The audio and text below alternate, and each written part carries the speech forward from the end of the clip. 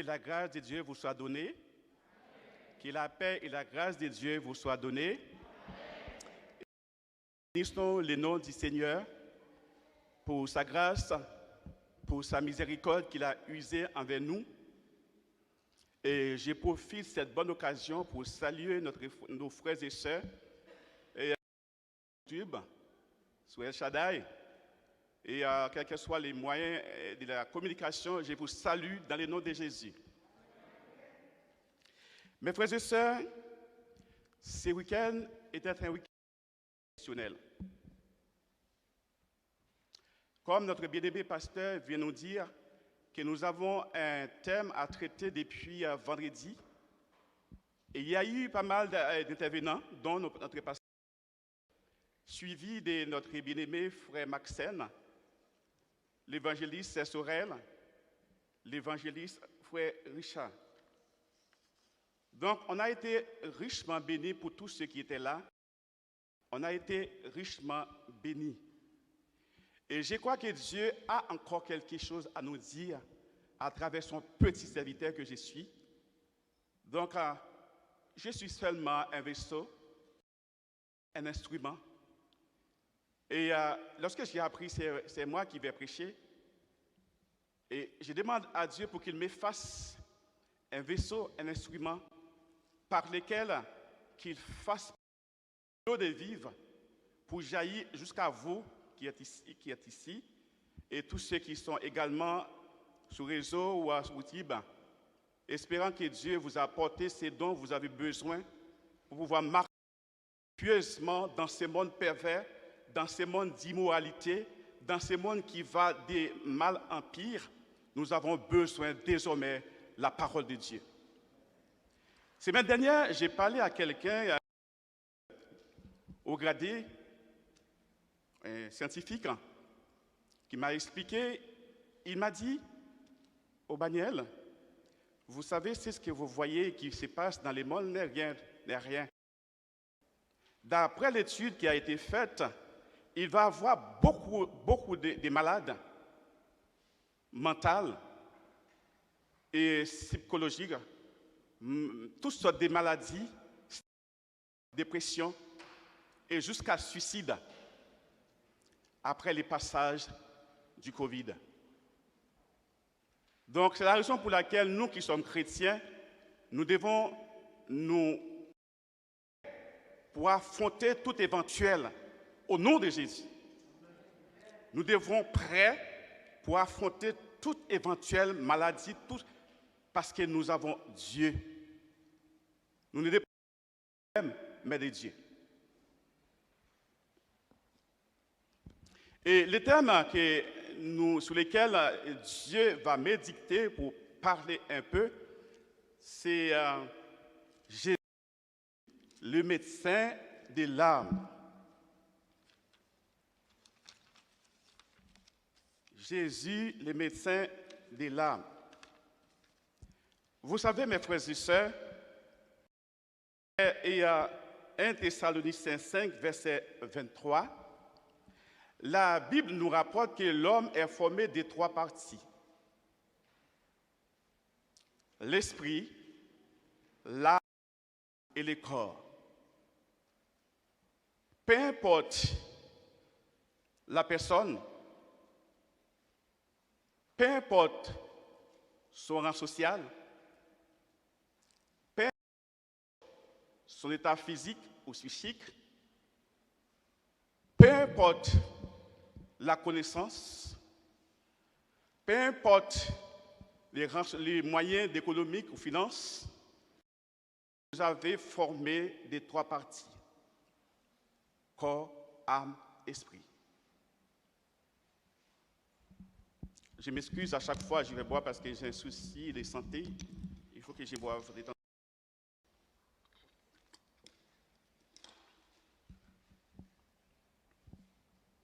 Peu importe la personne que vous êtes, vous devez savoir que vous avez en vous l'âme et le corps. L'esprit, c'est la faculté qui vous permet qui vous permettent d'apprendre, de comprendre. Et cet esprit-là, Dieu nous a dit qu'il ne restait pas en l'homme pour tout le temps. D'après Genèse 6, verset 3, où Dieu lui-même peut décider pour enlever cet esprit-là.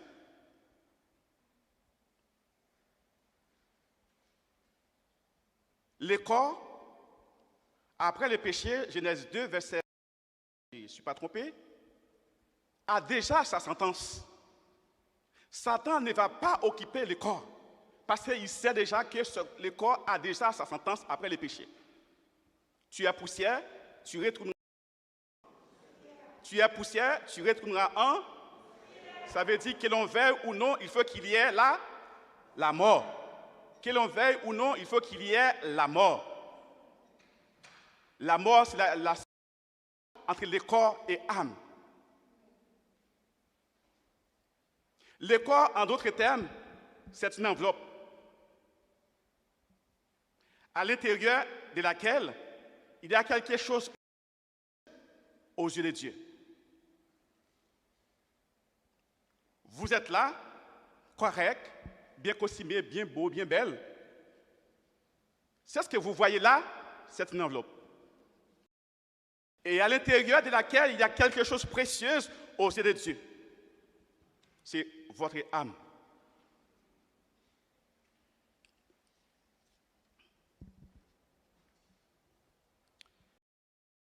Nous avons un ennemi, mes frères et sœurs. Cet ennemi, c'est Satan le diable qui est vraiment acharné, qui cherche par tous les moyens de nous détruire. Heureusement, nous avons un médecin par excellence. Un médecin des médecins. Vous croyez que il va attaquer le corps? Non. L'esprit? Non. Mais c'est ce qui est intéressant pour Satan, c'est d'attaquer ton âme. Mais étant donné le corps, c'est une enveloppe, il ne peut pas avoir accès à l'âme sans passer. C'est comme si vous avez une enveloppe, vous avez reçu un courrier, pour que ce n'est pas l'enveloppe elle-même qui est importante, c'est ce qui est à l'intérieur qui est important pour vous et moi. Et les premiers réflexes, c'est déchirer l'enveloppe pour atteindre ce qui est à l'intérieur. Donc l'enveloppe n'a pas trop d'importance. Vous, aujourd'hui, vous et moi, nous sommes enveloppe. Satan ne va pas intéresser à cette enveloppe, à l'enveloppe que vous et moi, nous sommes.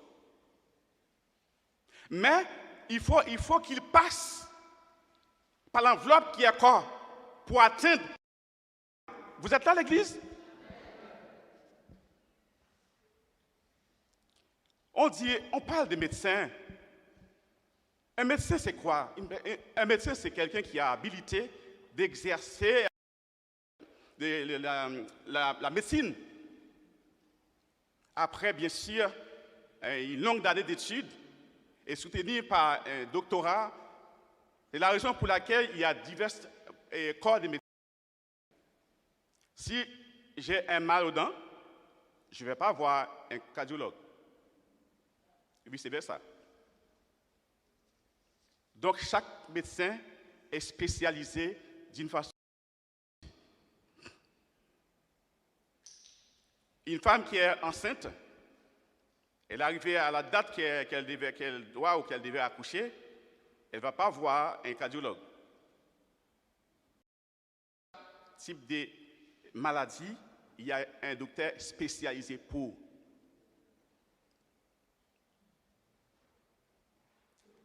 Mais ce sont les hommes. Ce sont les hommes à la limite. On ne va pas ignorer leur connaissance, puisque c'est Dieu qui leur a donné.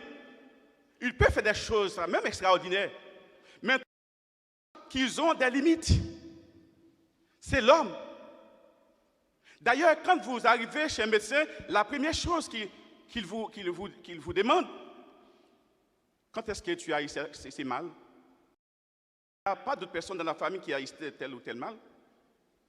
Pour diagnostiquer le patient, il faut qu'il l'a questionné pour savoir d'où vient l'origine de cette maladie. Mais Dieu, le Seigneur Jésus-Christ, la source de toute connaissance, le distributeur des connaissances, il n'a pas besoin de vous lui dire où est-ce que vous avez eu mal. Nous voyons que Jésus a guéri beaucoup de personnes à travers la Bible. Jésus même a ressuscité les morts. Le mort qui est tombé en épitréfaction. Exemple, Lazare. 4 jours après sa mort, Jésus l'a ressuscité. Et que personne d'autre ne peut faire ça.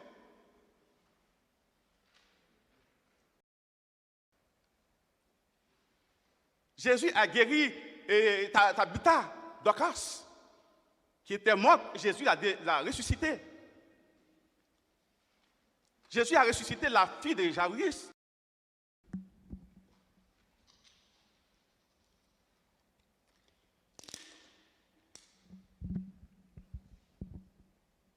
Jésus a guéri Bartimée, beaucoup de choses. Pas mal de guérisons. Mais ce n'est pas ça que je vais vous parler ce matin. Il est question de l'âme. Il est question de guérison de l'âme. On ne peut pas parler de guérison immédiatement de Jésus, parce que Jésus, c'est le médecin par excellence qui peut guérir ni le corps, ni l'âme. Mais ce matin, sous la dictée du Saint-Esprit, je vais vous parler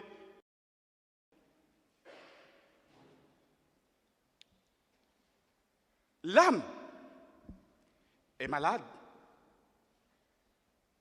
lorsqu'on vit dans les péchés. L'homme vit dans les péchés, automatiquement le péché a impacté son âme.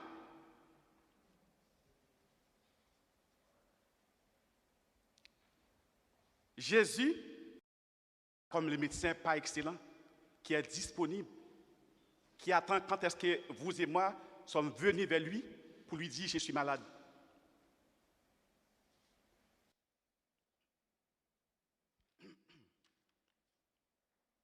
Nous voyons David dans le psaume 41, verset 5.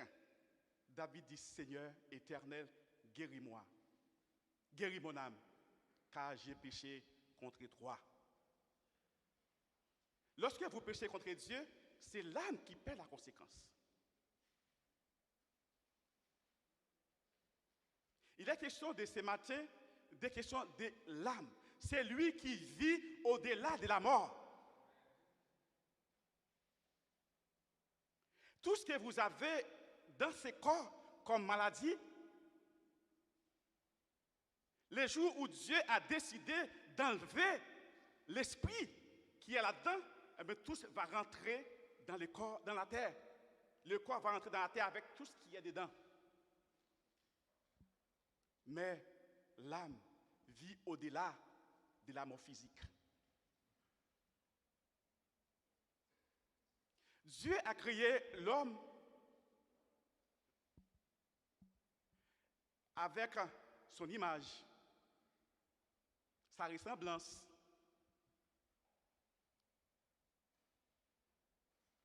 Dieu a donné tous les privilèges à l'homme pour qu'il soit heureux. L'homme était couvert de la gloire de Dieu parce que c'était l'homme parfait. L'homme était parfait après la création. Il y a eu une relation étroite entre l'homme et son créateur. Et tout à coup, l'adversaire, le plus rusé, il a dit non, non, c'est pas possible. L'homme ne peut pas jouir tous ces privilèges-là. Il faut qu'il fasse quelque chose. Il a séduit Ève Et Ève a transgressé la loi divine, la loi de Dieu. Et quand l'homme a transgressé la loi de Dieu, mes frères et sœurs, il y a quelque chose d'important. Et même quand un jour, si ça vous arrive de tomber dans quelque chose qui n'est pas plu à Dieu, il y a une leçon à tirer là-dedans. Adam et Ève sanctionnent eux-mêmes. Ils disaient, je ne peux pas rester dans la présence de Dieu. L'odeur que j'avais dégagée avant, qui attirait Dieu vers moi-même, avant le péché, mais maintenant Dieu ne pouvait pas supporter, ne pouvait pas respirer cette odeur, à savoir le péché. Et ils sont décidés eux-mêmes de se retirer de la présence de Dieu à cause du péché. Voilà la conséquence du péché, n'est qu'un objectif, c'est vous retirer de la présence de Dieu. Et lorsqu'Adam et Ève se sont résolus pour se retirer de la présence de Dieu, ils ont perdu tous les privilèges. La gloire de Dieu, ils l'ont perdue. Tous ont péché et sont privés de la gloire de Dieu. Tous ont péché et sont privés de la gloire de Dieu. Mais Dieu, le médecin par excellence, Jésus-Christ,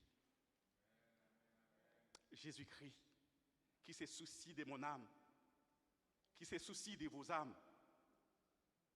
Et lorsque le péché rentre, il a affecté votre âme. Et maintenant, vous êtes prêts, mes frères et sœurs. Vous êtes prêts à agir de manière négative.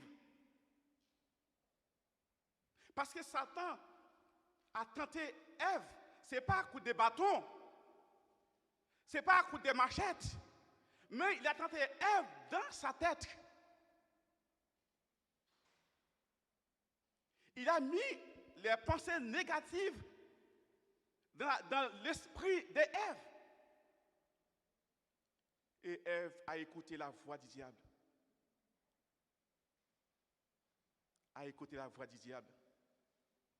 Il a touché l'arbre défendu.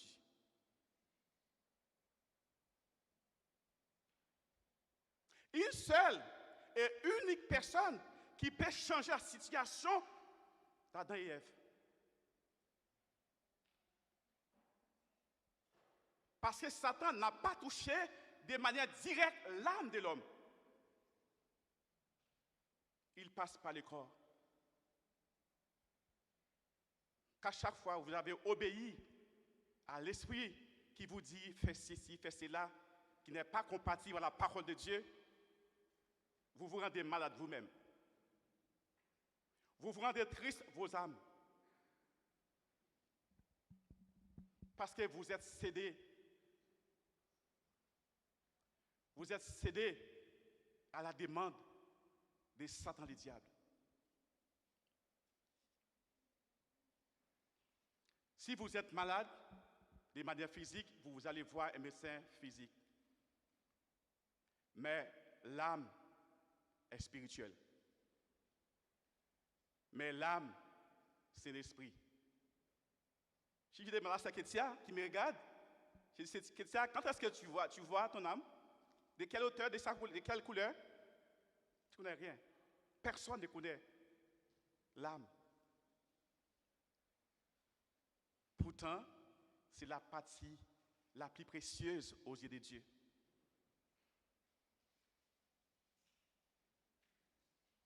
Lorsque le péché rentre dans le cœur, il a pour but de détruire l'âme. Et quand le péché rentre dans l'âme du corps, qu'il y a un seul et unique médecin qui peut traiter cette maladie de l'âme. C'est un seul et unique médecin, Jésus, le médecin de l'âme. Et quelqu'un qui est malade, et qui allait consulter un médecin, peu importe maladie, parce que la personne a conscience qu'il est malade. Si je ne suis pas conscient que je suis malade, je ne vais pas voir un médecin. Je ne vais pas consulter un médecin parce que je ne suis pas conscient que je suis malade.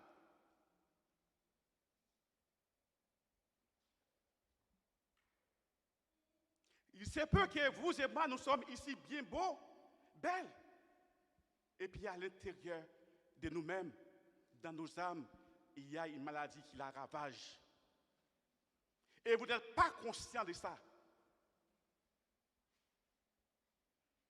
Comment voulez-vous? Jésus nous dit, aimez-vous les uns les autres. Avec ceci, c'est-à-dire avec cet amour, tous reconnaîtront que nous sommes les disciples de Jésus-Christ, les élèves de Jésus-Christ. Qui est Jésus-Christ? Jésus-Christ est amour. Comment voulez-vous que j'aime pas mon pasteur, j'aime pas Frère Moreau, j'aime pas Sœur Moreau, j'aime pas? Quel esprit qui m'anime? Je vous laisse réfléchir. Si Jésus lui-même nous dit, aimez-vous les uns les autres avec ces signes d'amour, que tous reconnaissent, vous avez un signe d'amour que vous portez, que vous et moi portons. Et avec ces signes, que le monde reconnaîtront que vous et moi, nous sommes les disciples de Jésus-Christ. Nous aimons non seulement nous-mêmes, mais nous devons également aimer ceux qui ne connaissent pas Dieu. Dieu a fait une preuve d'amour. Une preuve d'amour. Lorsque l'homme s'est séparé de son Créateur, il a fait une preuve d'amour. Jean 3,16, pour réconcilier l'homme avec son maître. Comment voulez-vous? L'hypocrisie bat son plein dans l'Église. La haine bat son plein dans l'Église. Alors que nous sommes enfants de Dieu. Nous avons notre âme les plus précieuses aux yeux de Dieu. S'il y a quelque chose à soigner, c'est votre âme. Parce que le corps, que l'on veuille ou non, a déjà sa sentence. L'esprit, Genèse 6, verset 3, Dieu va décider un jour ou un autre, va enlever cet esprit. Et votre âme, d'où elle va? D'où elle va, votre âme? Si vous laissez ruiner par les péchés, si vous la laissez ruiner par péché, j'ai entendu souvent, quand quelqu'un est décédé à l'église, les questions qui se répètent souvent, est-ce qu'elle est chrétien? Est-ce qu'elle est chrétienne?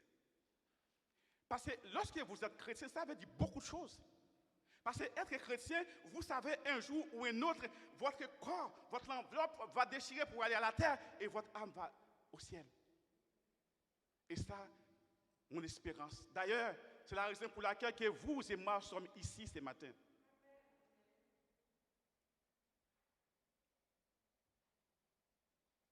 D'où va votre âme?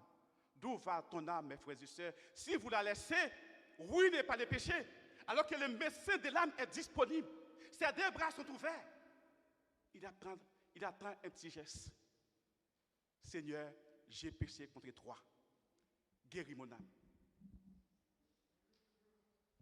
C'est ça, il attend. C'est être conscient. Si aujourd'hui, vous n'êtes pas orgueilleux,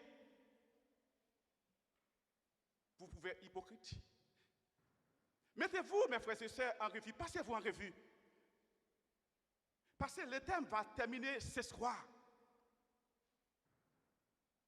Vous ne savez pas quand est-ce que Dieu vous appelle. Si la mort vous a surpris, d'où va votre âme, pour laquelle vous avez lutté, vous avez travaillé, vous avez refusé beaucoup de choses qui peuvent faire plaisir au corps. Vous les avez refusées parce que vous avez une âme à sauver. Et à temps là où vous êtes actuellement là, si la mort vous surprend, mes frères et sœurs, d'où elle va? D'où elle va? Si vous la laissez ruiner, si vous la laissez polluer par des péchés, en vérité, vous allez avec votre corps dans la terre et l'âme va directement dans l'enfer. Parce que Dieu nous a offert la possibilité d'être traité la maladie de l'âme. Ce n'est pas quelque chose que personne ne peut visualiser. C'est une question de conscience.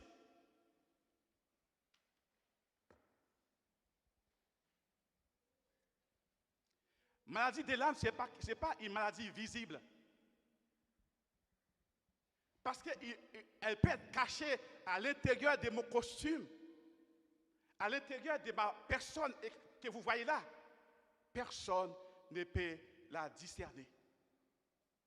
Mais sachez bien que David dit, Seigneur, qui compte me tailler pour pas t'avoir. Seigneur, même si dans l'enfer noir le plus féroce, là où je suis, tes yeux me voyaient. Saisissez, mes frères et sœurs, cette occasion. Saisissez cette occasion pendant que le médecin est là. Venez, cœur souffrant et maîtris au médecin de l'âme.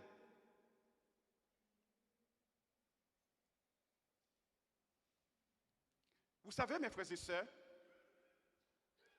l'âme, je considère l'âme au milieu, si je veux dire, de deux forces. Et chaque force est un aimant. Et le corps est au milieu. Il y a des côtés gauche la force de Dieu, l'Esprit de Dieu qui vous attire vers la vie. Et de côté droite, il y a aussi la force démoniaque. La force Satan qui vous attire vers l'enfer. Et comment il vous attire? C'est lorsqu'il a mis dans vos têtes, dans vos esprits, les choses qui ne plaisent pas à Dieu. Et puis je me suis laissé succomber devant ces choses-là. Et puis mon âme est attristée, comme Jésus a dit dans le jardin de Gethsémani. Mon âme est attristée. Et quand votre âme est attristée, c'est le corps maintenant qui va agir. C'est l'esprit, c'est la chair qui va agir. Et quand la chair agit, il va vous traîner dans la boue. Il va vous aveugler. Et après, revenant sur soi-même, vous allez avoir des regrets. Vous allez avoir des regrets. Et que pour que vous reveniez sur soi-même, il fallait venir devant ces médecins. Devant ces médecins qui vont traiter cette maladie qu'on appelle la maladie sempiternelle. Une maladie sempiternelle, c'est une maladie que personne ne peut guérir. Personne. Que personne ne peut guérir.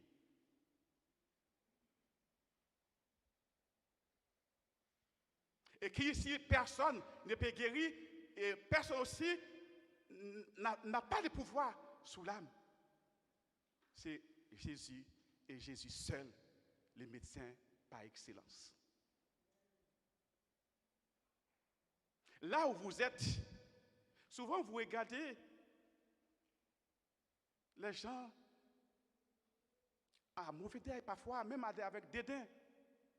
Si aujourd'hui, mes frères et sœurs, les doigts ne prennent pas sur vous pour qu'on dise, femme ça, nègre ça, c'est grâce à Dieu. Si j'appelle les fils de Dieu, c'est grâce.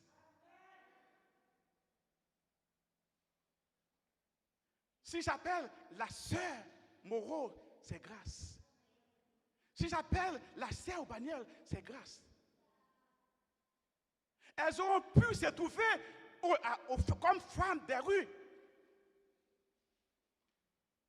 Parce que quand Satan rentre en vous-même, il vous domine l'âme et vous êtes prêts à faire tout. Mais Dieu, par sa miséricorde, il est toujours bon, mes frères et sœurs, de déplorer tout ce que vous avez fait mal devant Dieu parce que vous avez une conscience. Et de côté, vous déplorez tout ce que vous avez fait mal. Vous implorez la miséricorde de Dieu. Je suis sûr, certain, Dieu il vous répondra parce qu'il est là comme médecin par excellence.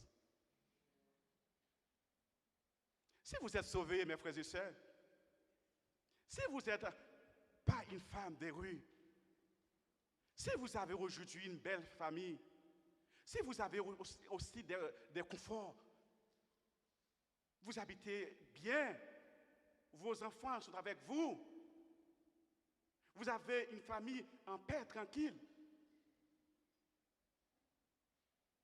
Et ceux qui sont dans la rue, ils n'ont pas en eux une âme? Est-ce qu'ils n'ont pas aussi de l'âme comme moi, comme vous? L'Église, que ferait-tu? Dans circonstances pareilles, l'Église, que ferais-tu? Dieu nous a sauvés par grâce. Il nous a fait grâce. Il nous a sauvés. Un jour, j'avais eu beaucoup de peine et ça m'a attristé toute la journée. En passant pour porte de la chapelle, et puis je vois des femmes, malheureusement, bien correctes physiquement. Moi j'avais rigolé. Il y en a deux qui étaient venus, vous savez. Mais par courtoisie, j'arrête.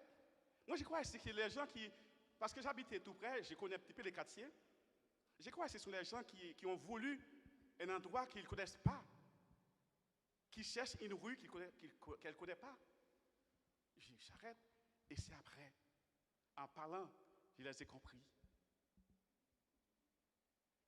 Je les ai compris. J'ai pris le temps. J'ai pris le temps de demander le tarif. J'ai pris le temps de parler avec eux. Et après tout, j'ai dit, moi, j'ai quelque chose à vous donner gratuitement. Alléluia. J'ai quelque chose à vous donner gratuitement. Et c'est quoi? C'est quoi? Jésus. Et c'est lui qui va vous donner une autre orientation.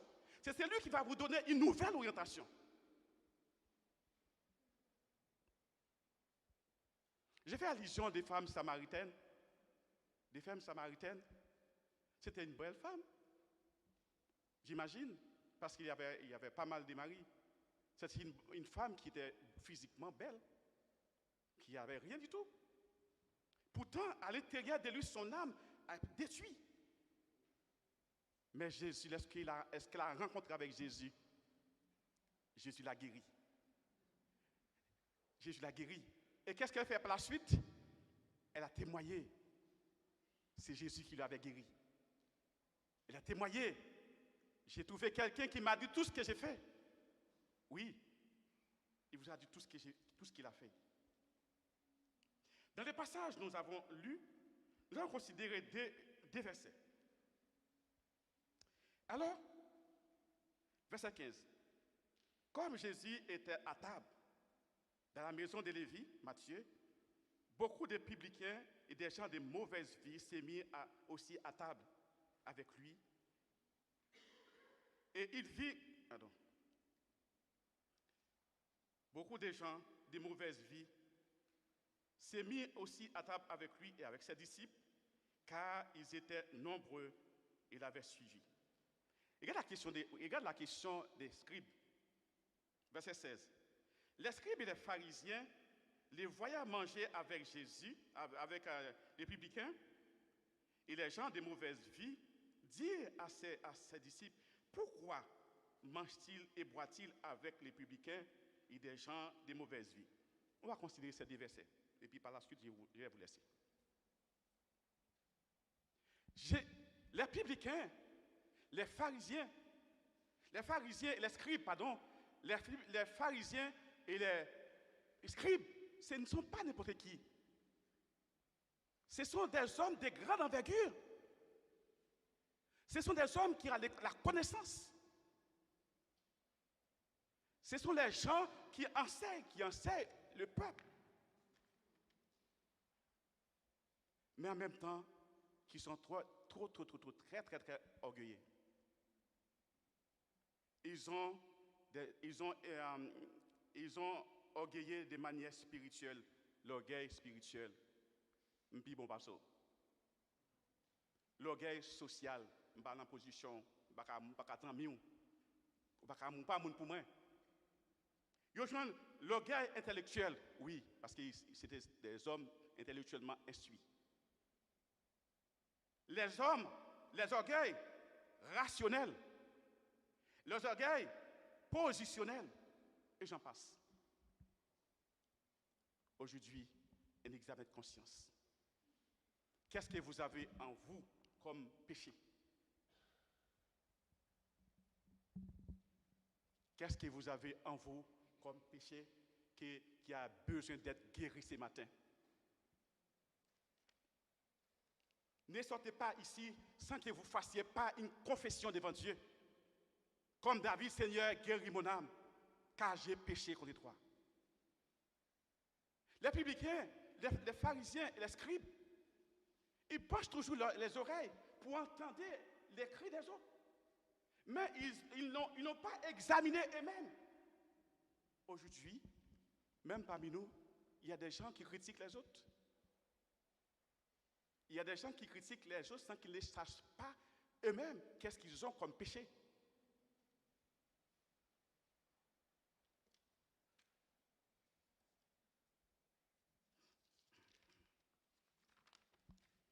Alors, Matthieu 7, verset 5, comment Jésus les appelait? Les scribes, les pharisiens. Il a dit, hypocrite, ôtez premièrement la poutre de ton œil. Alors tu verras comment ôter la paille de l'œil de ton frère. Pendant que vous condamnez, vous voulez retirer la paille dans l'œil de ton frère et vos yeux sont bandés de poudre. Et vous êtes en train de critiquer les autres. Mais pendant ce temps, ils n'ont pas compris la mission de Jésus-Christ. Et c'est pourquoi Jésus dit plus bas, je ne suis pas venu chercher les justes, mais les pécheurs. Les stratégies de Jésus, ils n'ont pas compris parce qu'il s'agit de l'âme. Ils n'ont pas compris. Jésus a pris le temps de s'asseoir avec les pécheurs, avec les gens de mauvaise vie, parce qu'il y a quelque chose qui sont importants dans ces personnes-là. C'est leur âme. Malheureusement, les scribes et les pharisiens ne savaient pas ça. Parce que ça est au-delà de leur compréhension, puisqu'il s'agit de l'âme. C'est l'affaire de Dieu. L'âme, c'est l'affaire de Dieu. Vous qui êtes ici, vous êtes enfants de Dieu. Satan, les âmes, n'a pas de pouvoir sur vous. Quand vous faites respect, bien entendu, quand vous restez sous la puissance de Dieu,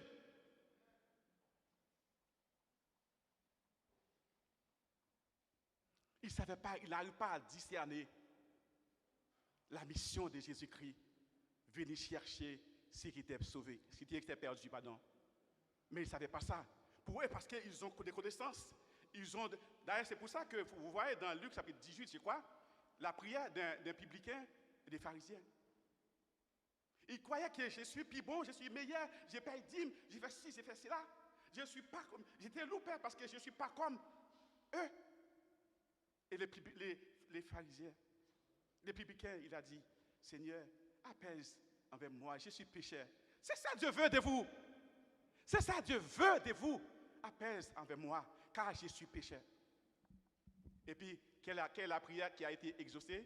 C'est la prière des publicains. Dieu veut que vous sachiez, Dieu veut que vous confessiez vos péchés devant lui.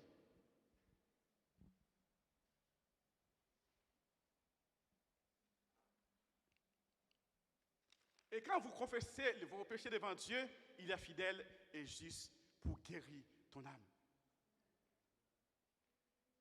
Ne laissez pas accumuler les péchés. Ne laissez pas accumuler les péchés. Et les péchés n'ont pas d'autre alternative, c'est vous détruire.